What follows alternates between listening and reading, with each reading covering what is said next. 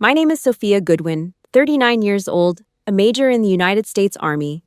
6 months ago, right at the family dinner table, my mother smirked and said my life and death sacrifices would never equal my brother's white lab coat. I put my fork down. I said the sentence I had been waiting 15 years to utter. My mother's face showed something I had never seen before. She looked at me like I was a stranger. I thought I was the one holding the secrets at that table. I was wrong. Someone had been lying to my mother for 5 years. Someone she trusted more than me. 6 months later, as my brother raises a glass at a charity gala, 300 people are about to learn the brutal truth I just discovered. Before we go on, do me a small favor. Hit that like button and let me know in the comments where you're listening from. I want to know who's sitting at this table with me. Anyone who's ever had to be the reliable one in the family. You get the exhaustion I'm describing. Now let me take you back to that Sunday in October. The day I officially stopped pretending. The air in my parents' dining room in Ohio tasted like recycled oxygen and burnt onions. Same brass chandelier overhead, casting a piss-yellow glow that made everyone look like they were recovering from a bad fever. This room hadn't changed in 15 years. It was a museum dedicated to Michael's greatness, and I was just the ghost haunting the corner chair. My father, Richard, was hunched over his plate. He didn't look up. He just sawed through a slab of pot roast like he was trying to cut through a truck tire. Clink, scraping porcelain. That was the only soundtrack to our family, bonding. Michael sat across from me, looking every bit the golden child in a custom Italian silk shirt. He leaned back, swirling a glass of expensive Cabernet as if he were at a tasting in Napa instead of a drafty house in the suburbs. "Legacy, Mom," Michael said, his voice smooth as engine oil. "The $50,000 pledge to the hospital's heart wing. It's about putting the Goodwin name where it belongs, on the wall." Nancy, my mother, beamed. She reached over, patting his hand like he'd just returned from a holy crusade. She didn't just love Michael. She worshipped the version of him he sold her. I adjusted my sweater, drab gray, professional, invisible. I'd spent 15 years in the Army learning how to blend into the dirt so I wouldn't get shot. Turns out that training worked a little too well at home. I waited for a gap in Michael's monologue, a tactical opening. "I finalized the budget for the new medical logistics hub at the Pentagon today," I said. My voice was flat, the same tone I used for briefing generals. $18 million. It'll streamline trauma response for 3 different states. The scraping of Dad's knife stopped. For 3 seconds, the room was a vacuum. Then Nancy let out a sharp, bird-like giggle. She didn't even glance at the folder I'd placed on the table. "That's very nice, Sophia," she said, her voice dripping with that weaponized sweetness she used to keep me in my place. "But moving numbers on a spreadsheet isn't the same as real medicine. Michael actually saves lives with his hands. You're just a soldier, dear.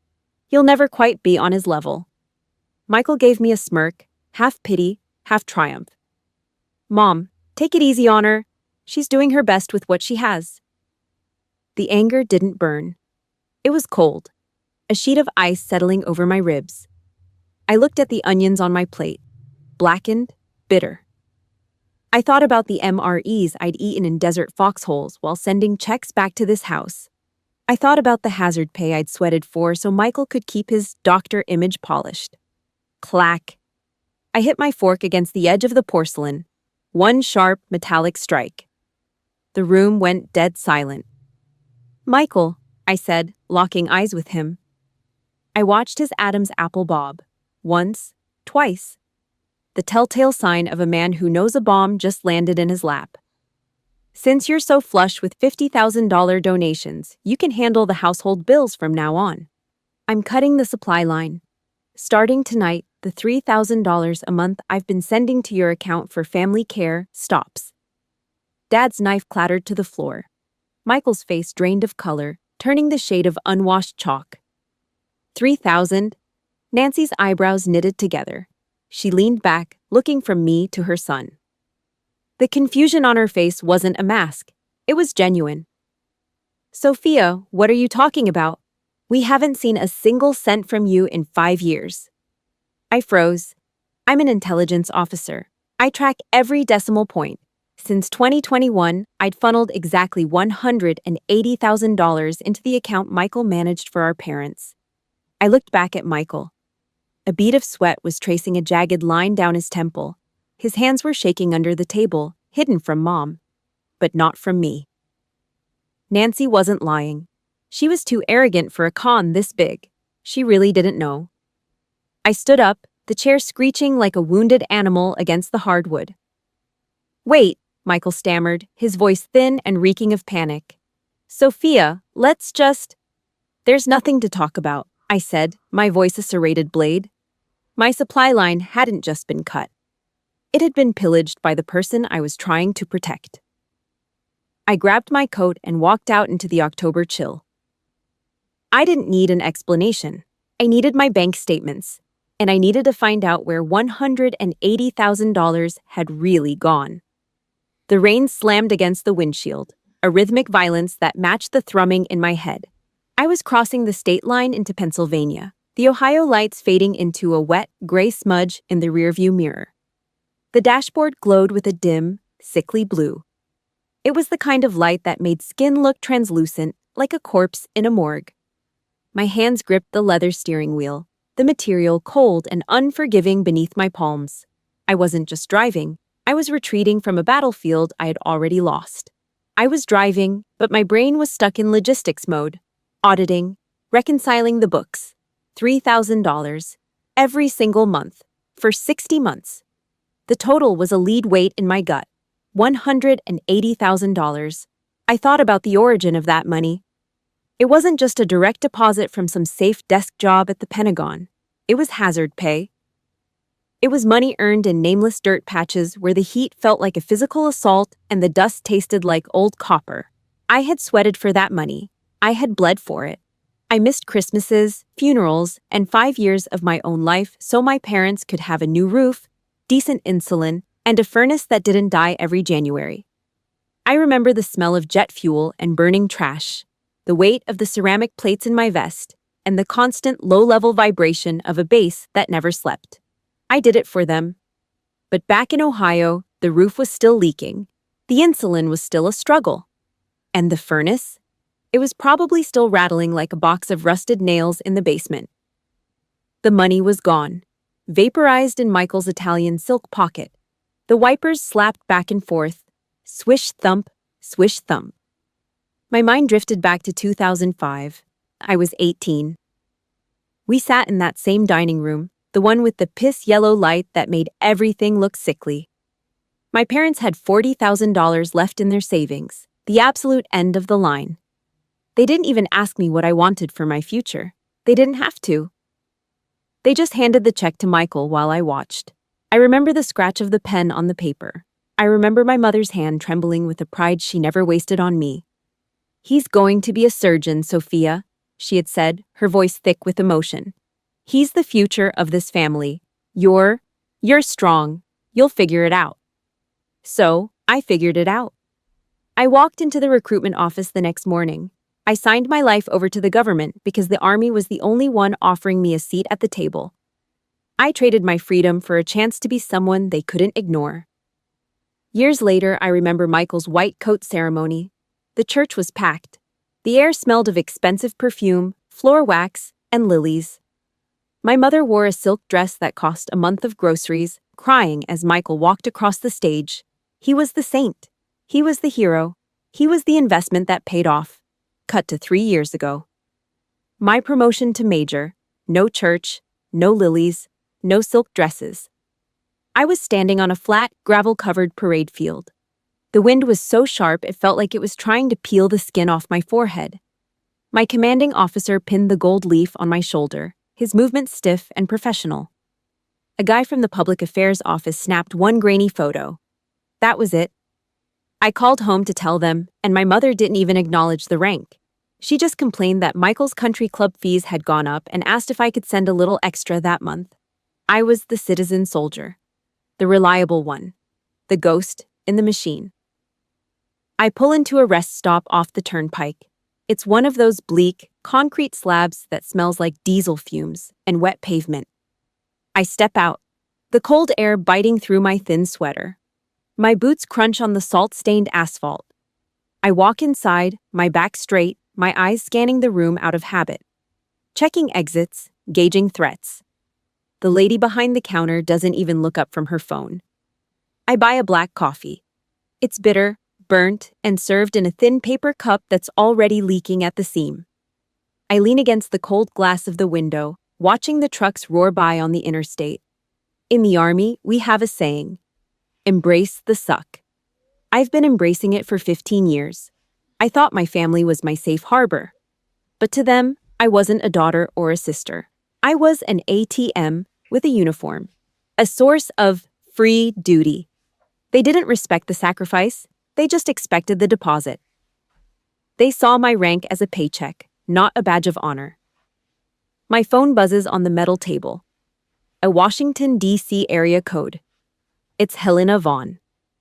She's a heavy hitter at the hospital foundation, the kind of woman who talks in exclamation points and gala invitations.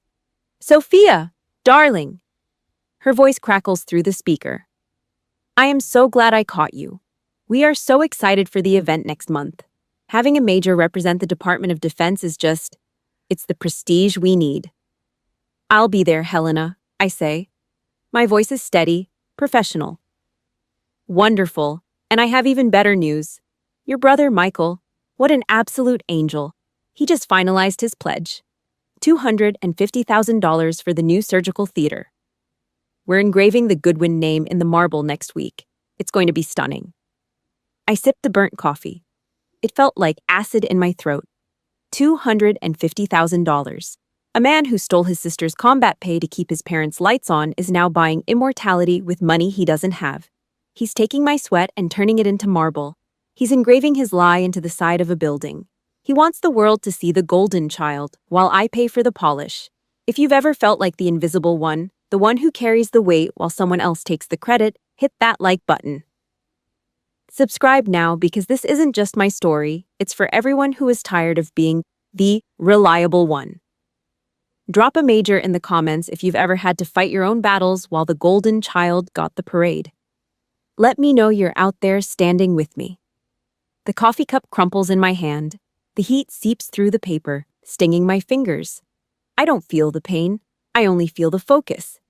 Michael thinks he's getting a name on a wall. He thinks he's won.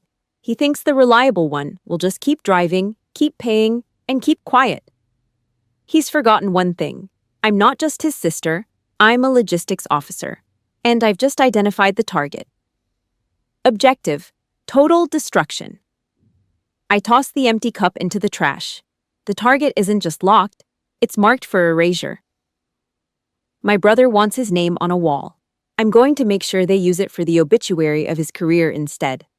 This isn't a family dispute anymore. This is a siege, and I brought all the ammunition. Monday morning at the Pentagon did not feel like the movies. There were no sleek glass walls or high-tech holograms. It was just the smell of industrial floor wax, the low electric hum of cooling fans, and 1,000 gray cubicles that felt like a maze for the soul. I walked down the hall of the Criminal Investigation Division, my back straight, my heels hitting the linoleum with a rhythmic snap. I did not look at the people passing by. I was in mission mode. Marcus Webb sat behind a desk that looked like it was made of surplus tank parts. He was a man of cold angles and permanent frowns, his skin the color of an old leather boot. He pushed his reading glasses up his nose as I dropped my military ID on the desk. "Major Goodwin," he rumbled. His voice sounded like gravel in a blender. "I heard you were back from the sand. You looking for a job or a headache?" "I'm looking for an audit, Marcus," I said. I did not sit. I stood there, eyes locked on his, hands behind my back. I need a full sweep of my payroll account. Every recurring transfer to an authorized account belonging to Michael Goodwin over the last 60 months. Marcus leaned back, his chair groaning under the weight. He rubbed a hand over his buzzed scalp. "That is family, Sophia. You open this file, CID does not just close it because you realize it gets ugly. We are talking about a doctor, a civilian hero." "He is a target, Marcus," I told him. My voice was a flat line. "I also want a deep dive on a specific pledge.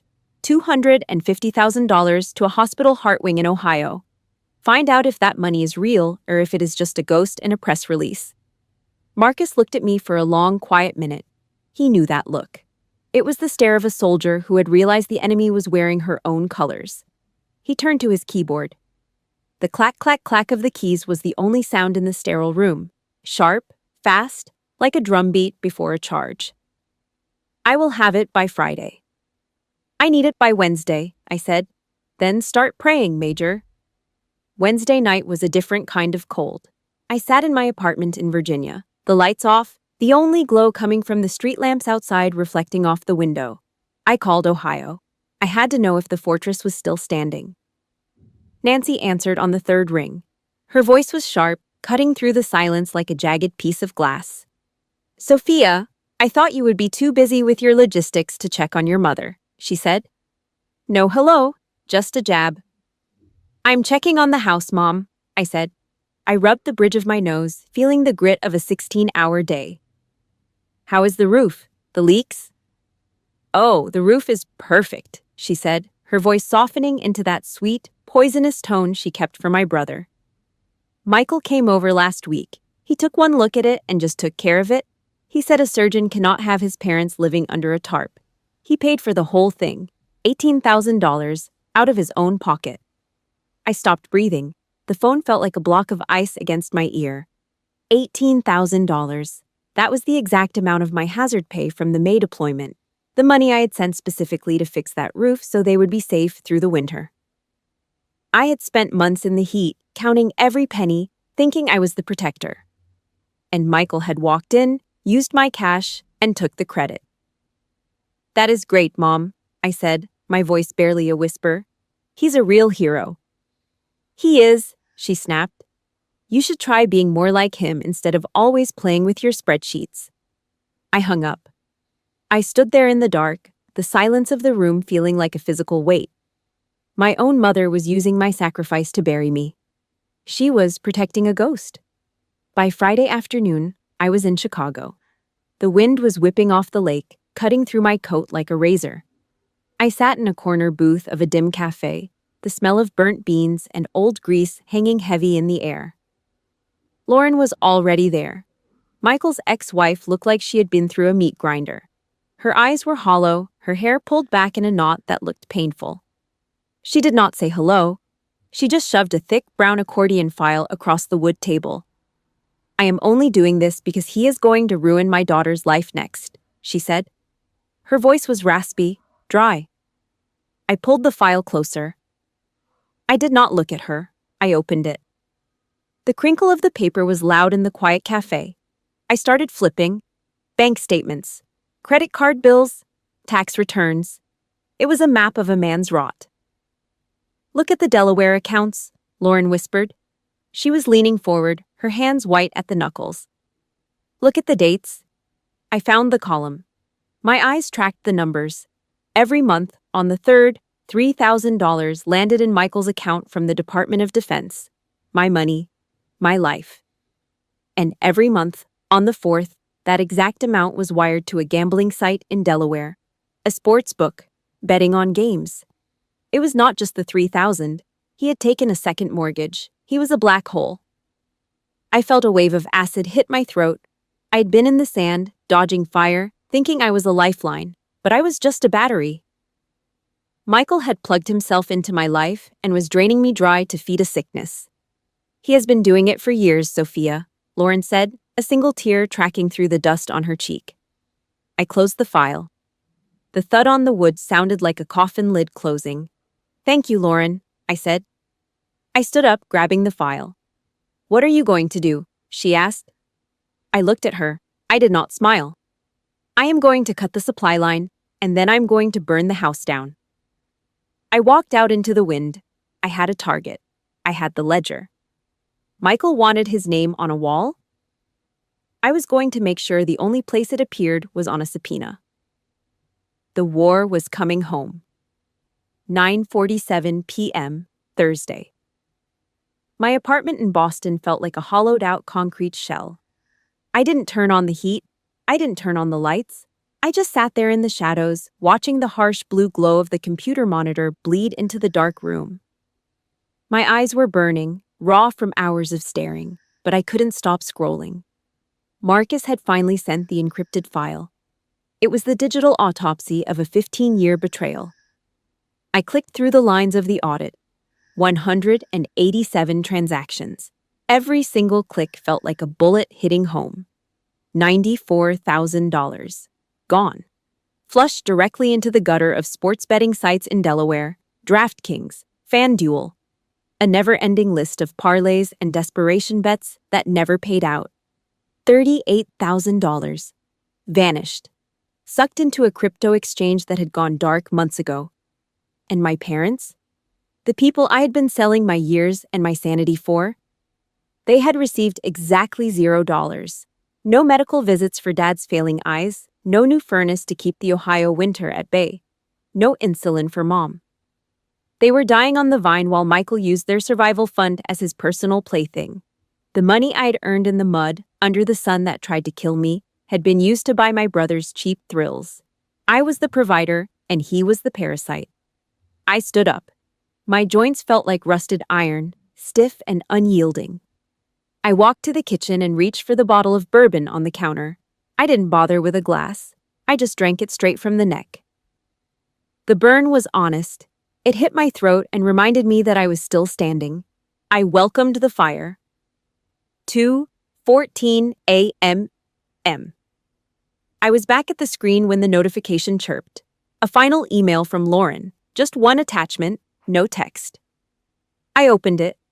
It was a screenshot of a text Michael had sent to some guy named Doug. Midnight, Wednesday. My sister thinks she's buying insulin for the old lady. Haha. The word haha was a white-hot brand on the screen. It was blinding.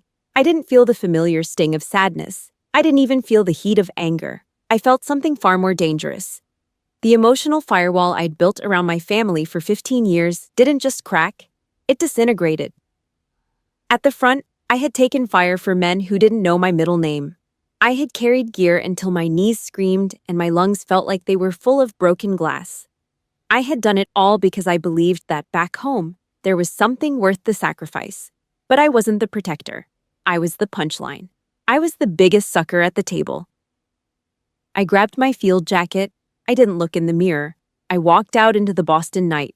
11 degrees Celsius. The air was a razor against my skin.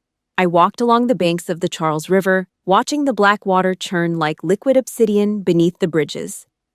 My breath came out in sharp, ragged puffs of white smoke. My heart wasn't a sister's heart anymore. It was a tactical operations center. Martial law. No more negotiations. No more mercy. Saturday night. The bar was a hole-in-the-wall dive near the city center, the kind of place where the floor is always damp and the music is always a half-second offbeat. It smelled of stale beer, old grease, and regret. I sat in a corner booth, my back against the cold brick wall. I waited. Michael arrived 20 minutes late. He looked like a wreck. His designer shirt was wrinkled at the collar. His hair was a mess of unwashed grease. He smelled like a distillery from 3 feet away. He tried to give me that golden child smile, but the corners were twitching. I didn't say hello. I didn't ask how he was doing. I pushed a thick, gray envelope across the sticky, scarred wood of the table. It landed in a puddle of spilled gin. "You have 48 hours, Michael," I said. My voice was low, cutting through the bass of the music like a knife through soft meat. He glanced at the envelope, but didn't touch it. 48 hours for what, Sophia? You're acting like we're in a damn movie. Relax. Have a drink on me. Pull the $250,000 pledge, I said. Call Helena Vaughn. Tell her it's a mistake. Tell her you're a fraud. Do it by Monday night, or I pull the pin. Michael leaned back, the vinyl of the booth screeching. He didn't look scared. He looked amused. He threw his head back and let out a loud, wet laugh that made the patrons at the next table turn around. "You're pathetic," he said, leaning in close. His breath was hot and sour with alcohol. "You really think you can scare me? You're just the angry soldier, sister." Mom has been telling me how jealous you've been since you were 8 years old. You always wanted what I had, the brains, the respect, the love. He stood up, looking down at me with pure, unadulterated contempt. Go back to your barracks, Sophia. Mom and Dad will never believe a word you say. They need me. You? You're just the person who sends the checks. And you're going to keep sending them because you're too weak to walk away. He turned around and walked out into the crowd without looking back. He didn't even pay for the drink he had ordered. The waitress came by a minute later. She dropped a slip of paper on the table. $12. I took a 10 and 2 singles out of my wallet. I placed them neatly on top of the bill. I smoothed out the corners of the bills until they were perfectly aligned. My hands didn't shake. I didn't leave. I sat there for another 10 minutes, watching the door. My brother was right about one thing. I had been weak. I had been a reliable ghost, but the ghost was gone. I took out my phone and dialed Marcus. Do it, I said. You sure, Major? Once the report hits the hospital board, there's no going back. This is scorched earth. Mark the target, I said. Objective, total destruction. I stood up, adjusted my jacket, and walked out. The war wasn't in the desert anymore. It was right here. And Michael had no idea I just brought the entire heavy artillery unit to his front door. 12 hours from Boston to Ohio. I didn't turn on the radio once. The only sound was the steady, low-frequency hum of tires on the asphalt and the occasional rattle of the dashboard when the road got rough. The car cabin was a pressurized vault, an isolation zone where the air felt thick with what I was about to do. I watched the miles tick down on the digital clock. Each mile felt like a tactical maneuver. My mind was locked into mission mode. The emotions were checked at the state line. I pulled into the hotel parking lot late. The air smelled like rain and wet pavement. Inside the room, I hung the charcoal crepe wool dress on the back of the closet door. It wasn't a dress for a party. It was camouflage, a uniform for a night that was going to be anything but celebratory. I stared at it for a long time. No bright colors, no sequins. Just a muted, dark shadow. I didn't put on red lipstick. I didn't do anything to stand out. I just fastened a pair of pearl earrings, the ones that belonged to my grandmother. They were the only real thing in a family full of counterfeits. I looked at myself in the mirror. The lighting was harsh, overhead. The woman staring back wasn't the one who had cried over a dinner table 6 months ago. That version of me was dead. This was a cleanup crew of one. 6 p.m. The ballroom at the hotel was a cathedral of American middle-class vanity. Crystal chandeliers hung low, casting a glittering fake light over 300 guests. White linen tablecloths, expensive centerpieces, the smell of high-end catering and too much hairspray.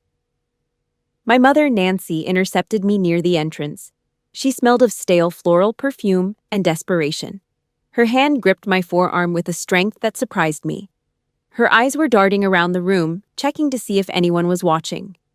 "Don't make a scene tonight, Sophia," she hissed. Her voice was a jagged whisper. "Please. For once, just let your brother have his moment. Don't do this to us." Michael appeared right behind her. He looked like he had aged 10 years since Boston. A thin film of sweat sat on his upper lip, and his silk tie looked like it was choking him. He tried to give me that practiced, golden child smile, but it was twitching at the corners. "Hey, sis," he said, his voice forced. He sounded like he was trying to swallow a mouthful of dry sand. "Let's just keep things calm tonight, okay? We're family. Let's act like it." They were both trying to shove the rotting corpse of the truth under the table. They wanted to pretend the smell didn't exist. I didn't answer. I just pulled my arm back and walked past them. Dinner was an exercise in endurance. I sat in the designated seat, my back straight, my posture perfect. I kept my hands folded on my lap beneath the table. I didn't touch the salad. I didn't touch the bread. I wouldn't take a single bite of the food Michael's lies had paid for. Around me, the room was a roar of 300 voices. Small talk, clinking glasses, laughter that sounded like breaking glass. Michael was at the center of it all. He was halfway through his 11th glass of wine, telling that same tired story about the patient who gifted him a crate of pears. He played the part of the selfless doctor perfectly. The guests leaned in, hanging on every word. I watched him from 3 feet away. I didn't see a hero. I saw a man who had gambled away his mother's health for a parlay bet in Delaware. 3 steps down the table, my father, Richard, was silent. He hadn't said a word to anyone. He was focused entirely on his steak, cutting it into tiny, precise squares. Scrape, clink. The sound of his knife against the porcelain was the only honest noise at the table. He didn't look at Michael. He didn't look at Nancy. He looked like a man who had finally realized he was sitting in a burning house and had run out of water. The air in the ballroom was getting heavier. The saving face culture of the Midwest was in full swing. Everyone knew something was wrong, but everyone was committed to the lie. It was a suffocating, collective agreement to ignore the rot.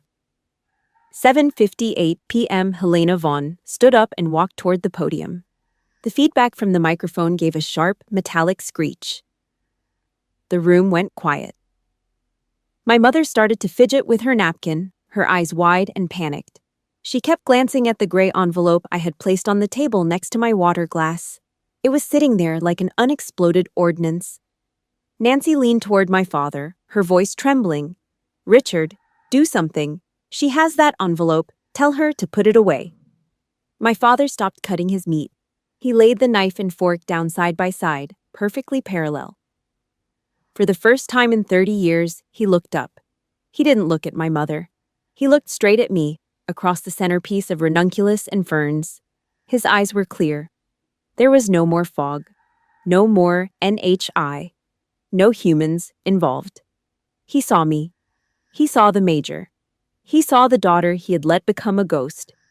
His voice came out low, gravelly, and steady. A sound that cut through Nancy's frantic breathing. "Let her talk, Nancy." The room felt like it was losing oxygen. Helena Vaughn cleared her throat at the microphone. My mother gasped, her hand going to her throat. Michael froze, his wineglass halfway to his mouth. The fuse was lit. 8:12 p.m.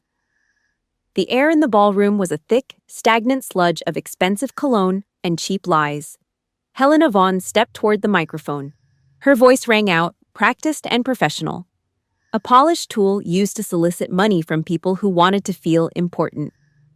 "To represent the Department of Defense tonight, we are honored to have Major Sofia Goodwin," she announced.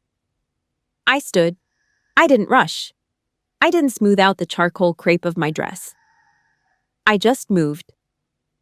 My heels hit the hardwood steps of the stage with a flat, hollow crack, the sound of a hammer driving a nail into a casket.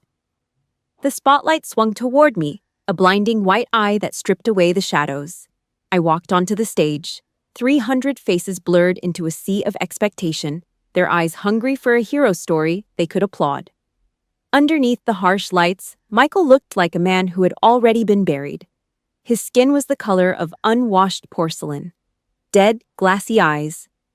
He was slumped in his chair, his hands hidden under the white tablecloth, likely trembling. I didn't look at the paper in my hand. I didn't need a script for a death sentence. I looked at Nancy. She was clutching her pearls so hard her knuckles were white stones. The microphone gave a low-frequency hiss as I leaned in. The smell of dust and warm metal hit my nose. "I want to correct one line in tonight's program," I said. My voice was steady. It wasn't the voice of a sister. It was the voice of a major delivering a mission report to a room full of corpses. The $250,000 matching donation attributed to Dr. Michael Goodwin? It does not exist. The silence that followed was absolute. It was the silence of a vacuum before the air rushes back in. Then, the murmurs started. A low, ugly rumble of confusion. Michael's head dropped. He looked like his neck had just snapped under the weight of the spotlight. "The compliance office has verified that no such pledge was ever made," I continued, my words cutting through the room like a serrated blade. "The bank accounts associated with the Goodwin name are empty. The information will be removed from the record immediately. The hospital will not be built on a fiction." Nancy's hand went to her mouth. I could see the terror in her eyes. Not for what her son had done, but because the world was finally seeing the rot beneath the silk shirt. I didn't stop. I hadn't come here to warn them. I'd come to finish the job. Second, for the last 60 months, I've funneled $3,000 every month from my combat pay into a joint account. It was intended for the medical care of my parents. It never reached them. I paused. I wanted every person in that room to taste the grit of that sentence. I wanted them to see the sand of the desert, where I earned that money compared to the gold leaf on the ballroom walls. A federal audit has documented the embezzlement of these funds, I said.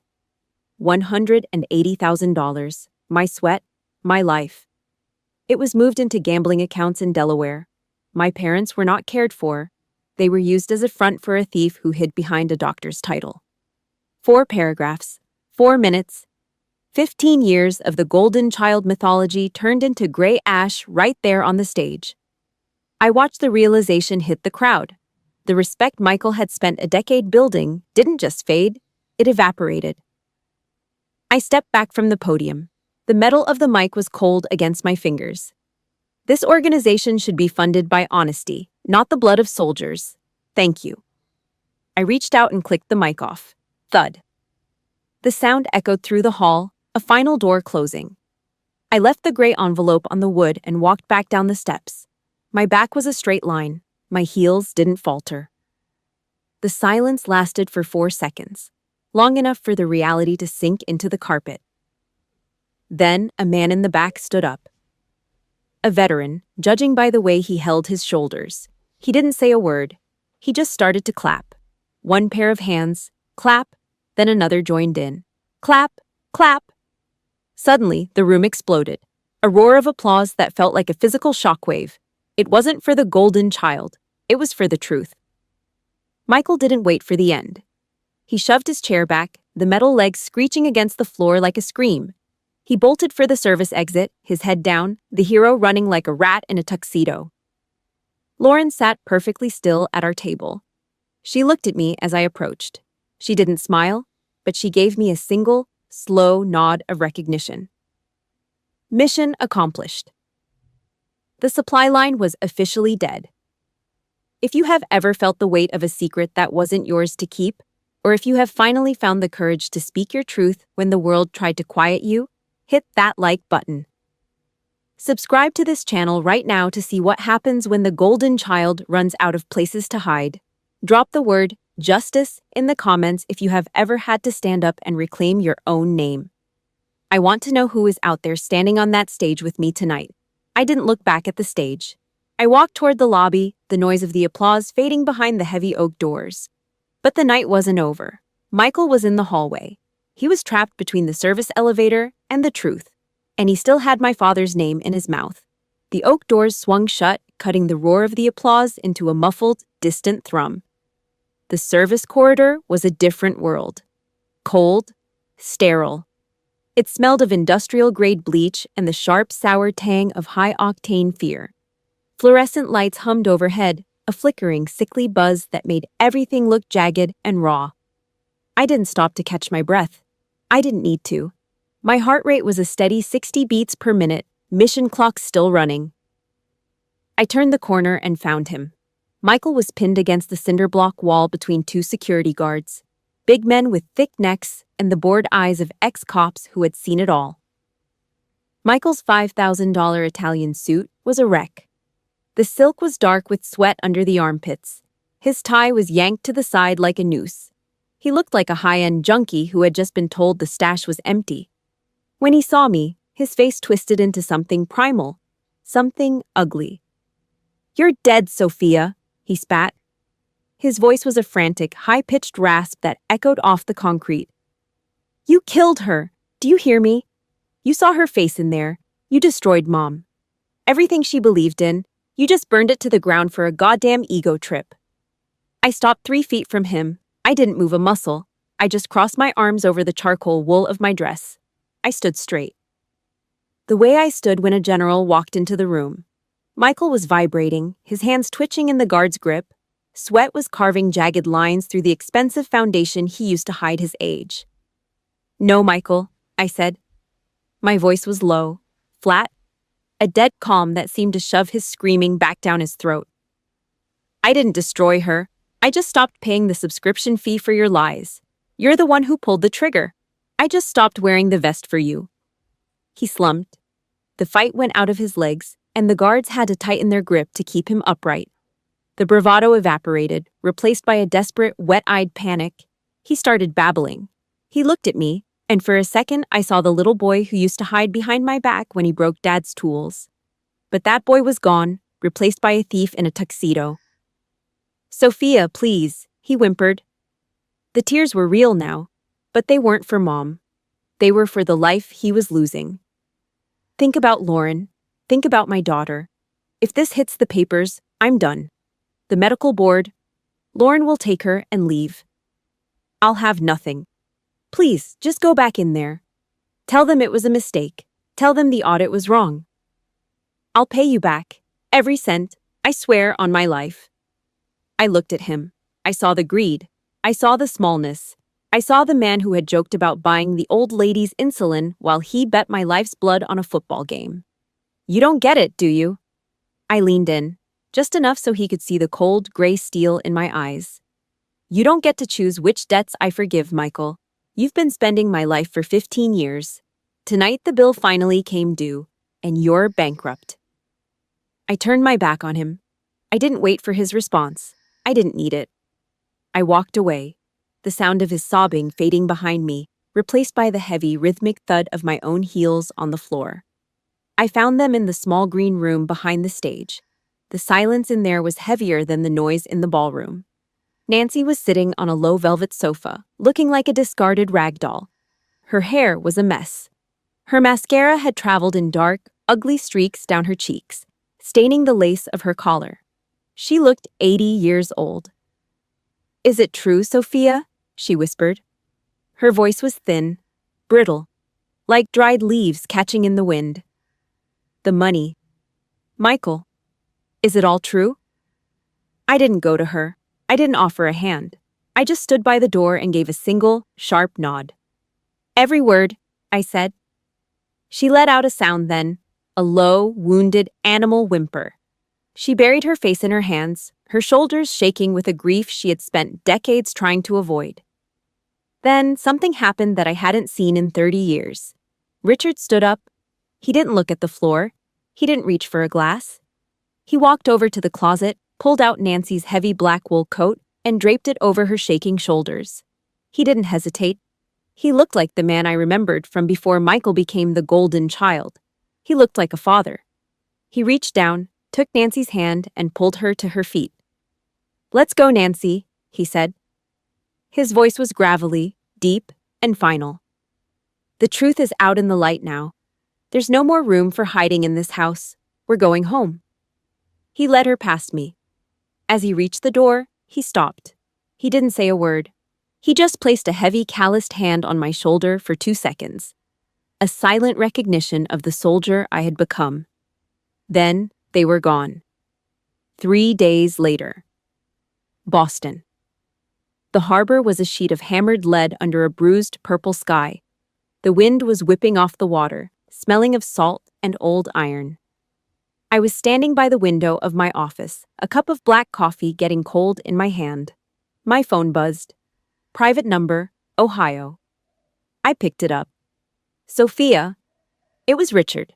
His voice was raspy, broken by 30 years of silence and 1,000 unspoken regrets. "I'm proud of you, kid," he said.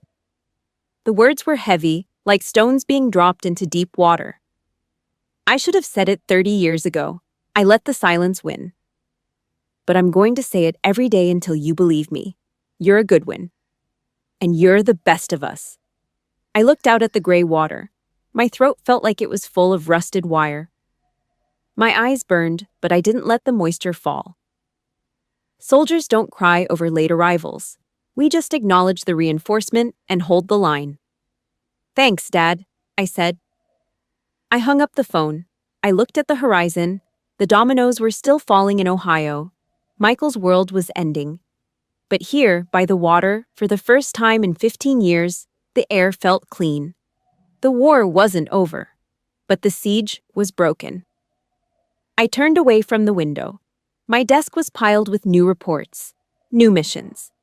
But the gray envelope was gone. Michael had no more cards to play. Now it was time to see what happens when the golden child finally has to face the winter alone. May in Ohio arrived with a deceptive warmth, but for Michael, the atmosphere was clinical and freezing. Institutional justice in the United States doesn't move with the speed of a bullet. It moves with the crushing weight of a glacier. It's slow, it's loud, and it's final. I didn't have to lift a finger. Once the thread was pulled in that ballroom, the entire fabric of Michael's manufactured life began to unravel with a sickening, rhythmic precision. The first blow came from the state medical board. It wasn't a dramatic trial. It was a cold room, a stenographer's clicking keys, and a stack of betting ledgers from Delaware. They didn't care about his golden child status or his expensive silk ties. They cared about the fact that he was placing $300 parlays on the NBA while he was supposed to be monitoring post-op patients. Ethics violations, gross misconduct, fraud.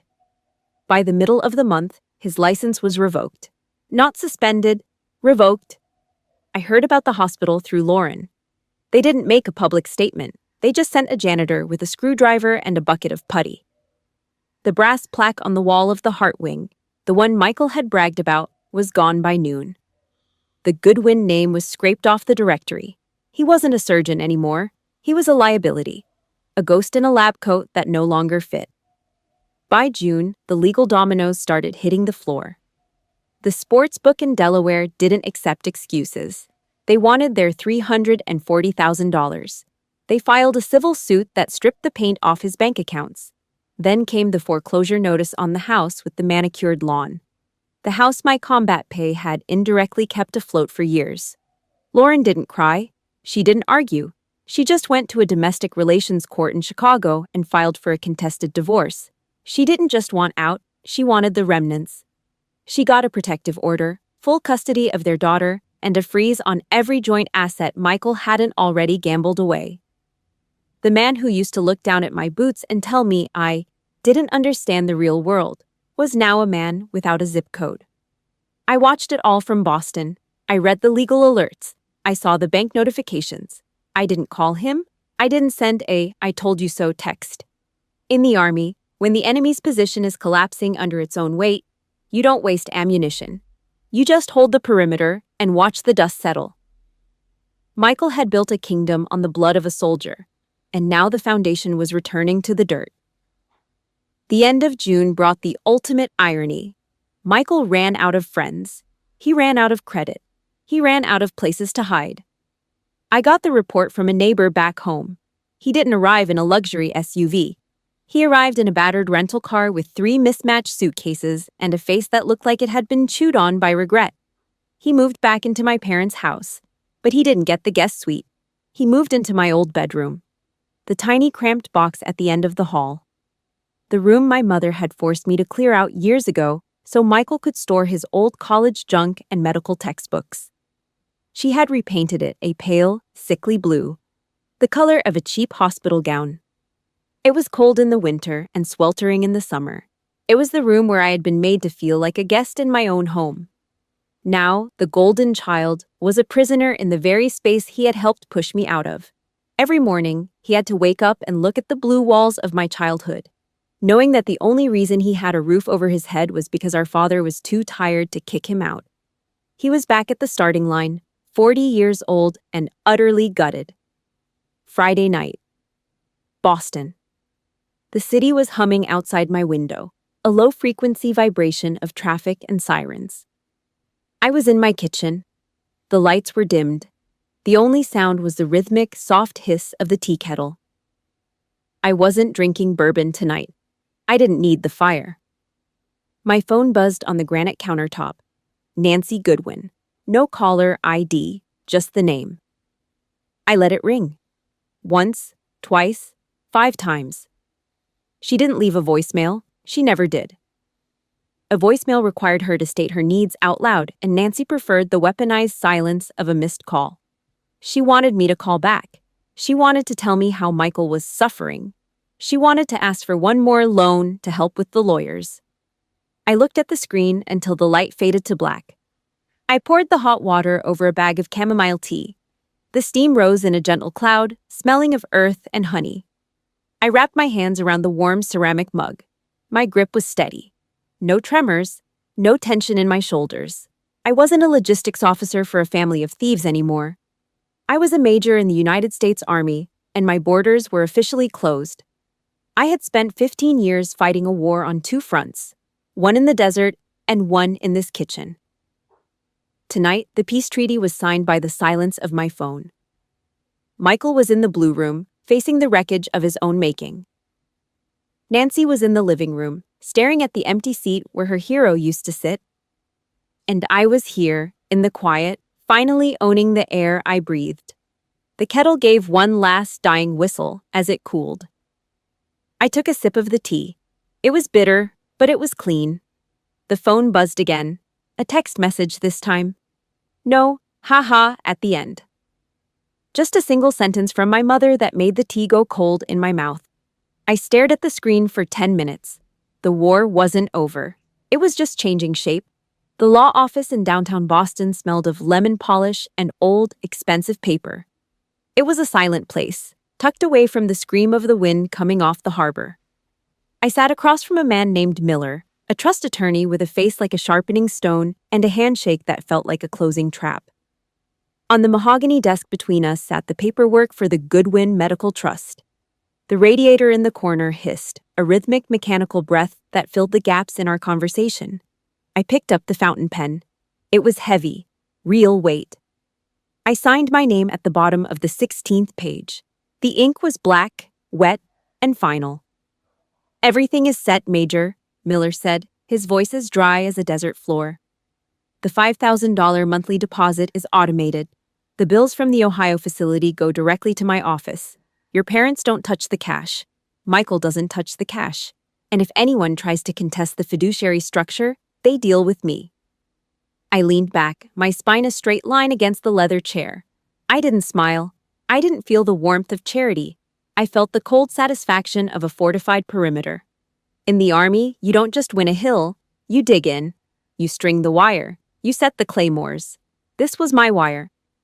"Make sure he knows," I said. "Every time he looks at a grocery receipt or a pharmacy bill, I want him to see your firm's letterhead. I want him to know the money is coming from the sister he called a sucker." "He knows," Miller replied, tucking the documents into a thick folder. "I sent the formal notice to the house yesterday. Your brother tried to call the office 6 times this morning. My paralegal didn't even put him through. He's blocked Sofia, hard blocked." I walked out of the office into the biting Boston air. The sky was the color of a bruised lung, gray and heavy. I didn't go back to my apartment. I drove. I needed the hum of the engine to clear the static in my head. Sunday morning. The call came while I was at a diner, staring at a plate of cold eggs and a cup of coffee that tasted like burnt rubber. I saw the Ohio area code on the screen. "Nancy." I let it ring 4 times before I pressed the button. I didn't say hello, I just waited. The silence on the other end was different this time. No frantic excuses, no sharp jabs about my attitude, just a ragged, wet sound. The sound of a woman who had finally run out of lies to tell herself. "I read the statements, Sophia," my mother said. Her voice was thin, cracked at the edges. I could hear the faint drone of a vacuum cleaner in the background. She was cleaning. She always cleaned when the shame got too loud. The Delaware logs, the dates, the amounts. I saw what he did with the roof money. I didn't offer her a bridge. I didn't say it was okay. I just watched a truck roll past the diner window, its tires throwing up a spray of gray slush. "I'm sorry," she whispered. The words sounded like they were being dragged over broken glass. I wanted a doctor's son so badly. I wanted the respect, the status. I was so busy looking at the white coat that I didn't see the blood on your hands from keeping us alive. Your father was right. I turned you into a shadow so Michael could pretend he was the sun. I failed you, Sophia. The admission hit me with the force of a low-velocity round. It didn't kill, but it burned. I gripped the edge of the laminate table until my knuckles turned white. For 15 years, I'd waited for those words. Now that they were here, they felt like old news. "You did, Mom," I said. My voice was a flat line, no tremor. "But the shadow is gone. I'm the one holding the keys now. If Michael needs a dime, if he needs a lawyer, if he needs a pack of cigarettes, tell him he has to call me. He has to ask his sister for the payout. Let's see how much he likes the taste of his own medicine." Nancy didn't argue. She didn't defend him. She just let out a long, shaky breath. "He won't call. He's too proud. He just sits in that blue room with the door locked." "Good," I said. "Let him get used to the walls. They're the same ones I looked at while I was saving for your house." I hung up. I felt a strange, heavy peace. It wasn't the warmth of a hug. It was the quiet of a graveyard after the last shovelful of dirt is thrown. The family I knew was dead. A new, colder version was taking its place. December arrived with a blizzard that shut down the city. I was in my apartment, watching the snow pile up on the windowsill, when an email popped up on my laptop. Helena Vaughn. Subject: The Wall. I opened the attachment. It was a high-resolution photo of the lobby at the Ohio Cardiac Wing. The lighting was soft, golden. In the center of the wall, where the old fraudulent plaque had once hung, was a new piece of cast bronze. The edges were sharp. The finish was matte. I zoomed in. 3 names were etched into the metal, deep and permanent. Richard Goodwin, Nancy Goodwin, Major Sofia Goodwin. No Michael. Not even a space for him. The history of the family had been edited. The grifter had been erased, and the soldier had been recorded in stone. I stared at the word Major next to my name. It was the only title in that house that had been earned with sweat and grit. I closed the laptop and walked to the window. The snow was falling faster now, erasing the streets of Boston, turning the world into a blank slate. I felt the weight of the last 15 years lift, not into the air, but into the ground. I picked up my phone and dialed a number I hadn't called in a long time. "Marcus," I said when he picked up. "The Goodwin mission is over. I need a new deployment, somewhere far away, somewhere with a clear line of sight." The war at home was won. But as I looked at the dark water of the harbor, I realized that for a soldier like me, the peace was the hardest part to survive. The phone buzzed one last time, a message from an unknown number. "I'm not done yet, sis." I didn't delete it. I just looked at the screen until it went dark. The wire was strung. The claymores were set. Let him come. 39 years old. That is the number on my personnel file now. I am sitting in a small Stark kitchen in Virginia, just a few miles outside the main gate of the base. It is Saturday morning. The sun is a flat, sharp blade of gold cutting across the dark granite countertop. It is quiet here. Not the heavy, suffocating quiet of a house packed with secrets, but the clean, hollow silence of a vacancy. There is no shouting, no slamming of heavy oak doors, no frantic mid-morning phone calls about missed mortgage payments or hidden gambling debts. I paid for this silence. The currency was 15 years of my youth, 100 gallons of sweat in the Iraqi sand, and a cold, surgical audit that stripped my family's lies down to the bone. It was expensive. It cost me the mother I thought I had and the brother I tried to save. But standing here, watching the dust motes dance in the light, I know it was a bargain. The coffee grinder hums a low mechanical tune. It is the only noise in the apartment. I make the coffee black, strong, bitter enough to remind me that I'm awake and that the world is still solid. I set the mug down on a square white coaster and perform the most important ritual of my new life. I take my phone and I flip it over, face down. The screen goes black against the stone. The world is on the other side of that glass, and it no longer has a key to my front door. Even if the Pentagon sends a high-priority alert, even if Nancy leaves a jagged, tear-filled message about Michael's latest breakdown in that sickly blue room back in Ohio. They wait. Everything waits. I take a slow sip. The heat scalds my tongue. The bitterness hits first, sharp and unforgiving. But the aftertaste is clean. It is the flavor of absolute autonomy. I am the commanding officer of this square footage. My borders are officially closed. No unauthorized entry, no exceptions for blood or birthright. I look at my hands. They are steady. There is no tremor from the years of holding up a crumbling house, no tension in the shoulders. In the Army, they teach you how to manage logistics for a battalion. They teach you how to move fuel, food, and ammunition across a desert under fire. But they never give you a manual on how to stop a leech from draining your own soul. If you are listening to this, and you feel that familiar, cold itch between your shoulder blades, that feeling that you are being hunted by the very people who are supposed to be your sanctuary, listen close. Do not wait for them to see you. Do not spend another decade holding your breath, hoping they will finally notice the scars you earned while carrying their weight.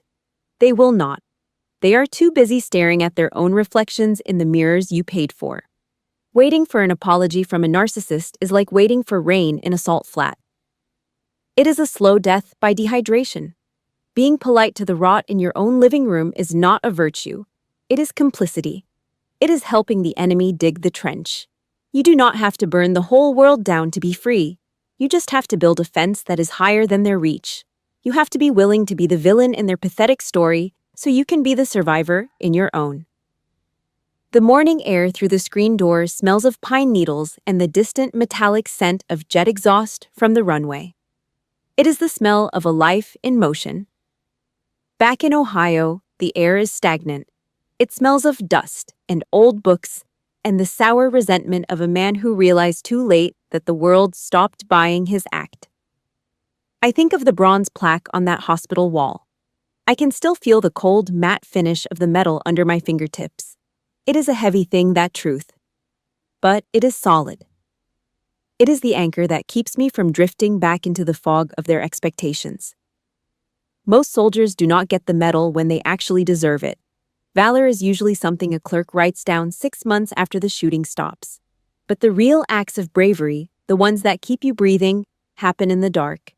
They happen when you decide to cut off a limb to save the body. It is a field amputation. It is messy. It is loud. It is the hardest thing a human being can ever do. To look at the person who gave you life and tell them no more. To look at a brother and see nothing but a predator. But if you do it, if you are cold enough and sharp enough to sever that tie, you find something on the other side. It is a medal no general will ever pin on your uniform. You have to do it yourself. You have to stand in your own kitchen, in the quiet, and recognize that you are the only person who is ever coming to save you. My uniform is in the closet, pressed to a razor edge. My boots are shined until they reflect the light. I am a major in the United States Army.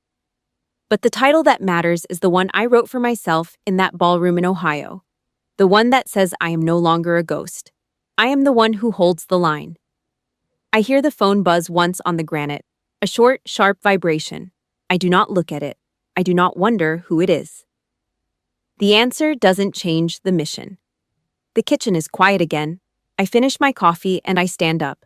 I have a new deployment, and this time I am fighting for someone worth the sacrifice.